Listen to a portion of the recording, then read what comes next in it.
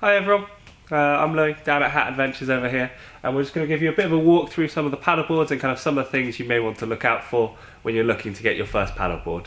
So all of these in front of us today, they're all inflatable paddleboards, so they're super easy to pack down, super easy to take anywhere with you, and super easy to store, which we know is a big thing, especially when they come in around 10 foot to 11 foot long. You want somewhere which they can be packed down nice and easily. So when you look at your first paddleboard, the main thing you're going to be looking for is stability and kind of what the key things are to get that stability. So for that, what we look at is length, width and volume. So the length of a paddleboard, that is more dictates kind of the speed you'll travel at. So the really long touring boards, which you see people do 50 kilometers plus, you'll see those on almost a 12-foot board. And then the really small ones, 10 foot and under, you see almost people surfing with them. So you aim for between about 10 to 12 foot. So in front of us we have a 10'6". I think this one's a 10'8" just over here. And then that kind of gives you a good balance of speed and stability as well. So next thing is width. So the width of a paddleboard is really important. It kind of depends, it gives you that stability. So you can see them ranging from about 30 to 36 inches wide. The wider usually the better, but then they do have the downside of being slightly more difficult to turn as well. And then from there you have the thickness. So the thickness of a board depends on the volume you get of the board as well. So with most boards coming between 10'6" and 10'8", the main difference is the thickness if you wanted to change the volume. So over here you can see kind of the 4.25 inch and the 6 inch version. So what you can see from the different thicknesses here is it changes the volume of the board.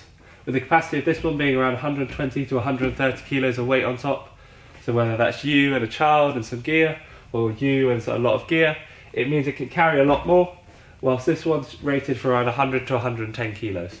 So it kind of depends on the amount you want to carry.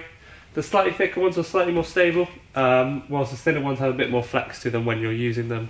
So if you want something which is really thick and really about 11 foot to 10 foot long and about 34 inches, that's probably the ideal kind of spot, the sweet spot for getting the most stability out of the board. And you can kind of change those factors depending on whether you want to progress into something different or what you're thinking for your first board and how you progress.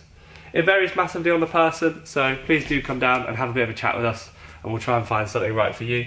But just walking through some of the other kind of finer features of the board, the most important thing is this leash here. So this leash is really important for keeping you on your board. If you fall off the board or get knocked unconscious for any reason, you stay close to your board. So this is a nice stretchy leash, which means it doesn't drag in the water, makes you a bit faster in the water as well. The other thing we have is we have this bungee up here. So this bungee is brilliant for putting things on, like storage, like dry bags and things like that, to keep your belongings on the board and nice and secure. There's a nice big grab handle right in the middle, so it's easy to walk the board down with. You see this little lip down here? This little lip is so you can step back on the board and do kind of those step back turns as you progress a bit further, which means the board turns a bit quicker. So you have those as well, just to increase the feel of the board and kind of give it that faster turning motion as well. So what we look at is fins, which kind of gives you your straight line speed and kind of direction. So if you've ever paddled without fins, you kind of will just be, you'll be doing S's all around the water and not getting very far. So what we have for most boards is we have a 2+1 setup. So it means you have two smaller fins on the side and then one larger fin which usually gets slotted in.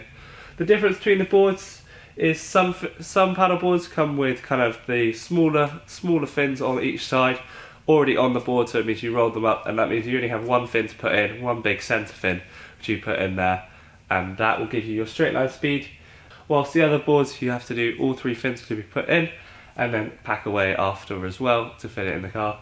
Some of these boards also come with little foam things over here. Let me grab one.